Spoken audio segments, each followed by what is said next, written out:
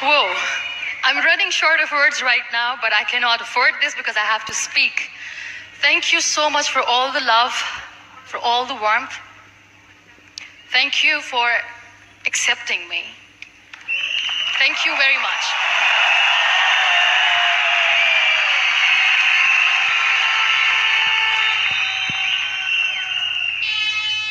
Well, I always start my talk with a disclaimer. And that disclaimer is that I've never claimed to be a motivational speaker. Yes, I do speak, but I feel more like a storyteller because wherever I go, I share a story with everyone. Well, it is a story of a woman whose perfectly imperfect life made her who and what she is today. It's the story of a woman who, in pursuit of her dreams and aspirations, made other people realize that if you think that your life is hard and you're giving up on that because you think your life is unfair, think again. Because when you think that way, you are being unfair to your own self.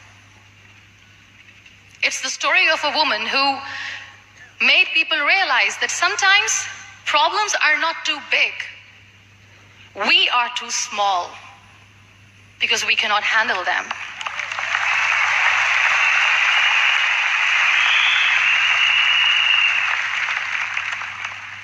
It is the story of a woman who with time realized the real happiness doesn't lie in success, money, fame.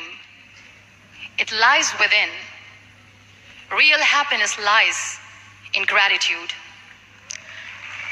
So I am here and I'm going to share the story of that woman. That is my story. The story of gratitude.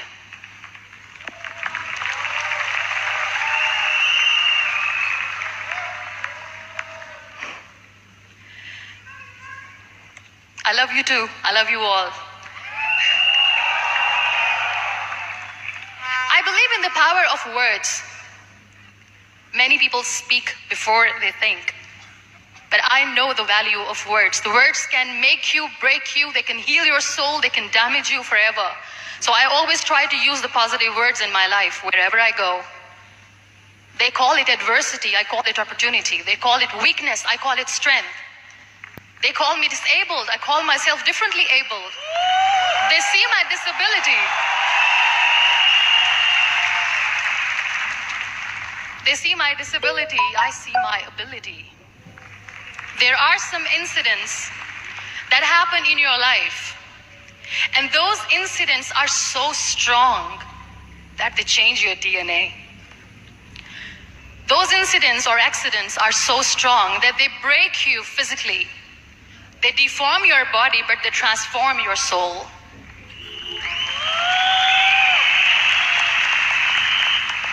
Those incidents break you, deform you, but they mold you into the best version of you. And the same thing happened to me. And I'm going to share what exactly happened to me. I was 18 years old when I got married.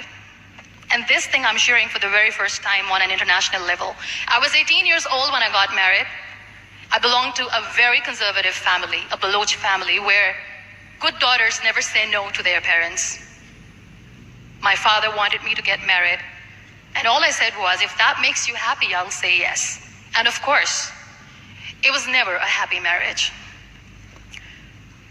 Just about after 2 years of getting married, about 9 years ago, I met a car accident.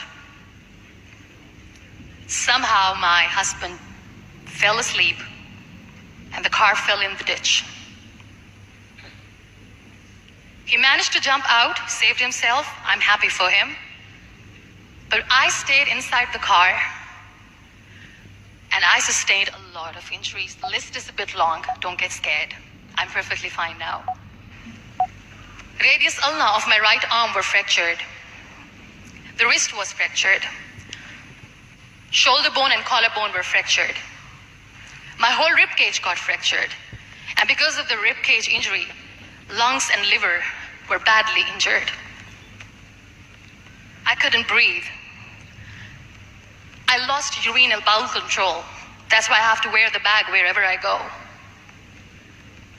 But that injury that changed me and my life completely as a person and my perception towards living my life was the spine injury. 3 vertebrae of my backbone were completely crushed, and I got paralyzed for the rest of my life. So this accident took place in a far-flung area in the outskirts of a very small province, Balochistan, where there was no first aid, no hospital, no ambulance. I was in the middle of nowhere in that toppled car. Many people came to rescue. They gave me CPR. They dragged me out of the car. And while they were dragging me out, I got the complete transection of my spinal cord. And now there was this debate going on. Should we keep it here? She's going to die. Where should we go? There is no ambulance. There was this 4-wheeler Jeep standing in the corner of the street. They said, put her in the back of the Jeep and take her to the hospital, which is 3 hours away from this place. And I still remember that bumpy ride. I was all broken. They threw me at the back of the Jeep and they rushed me to the hospital. That is where I realized that my half body was fractured and half was paralyzed.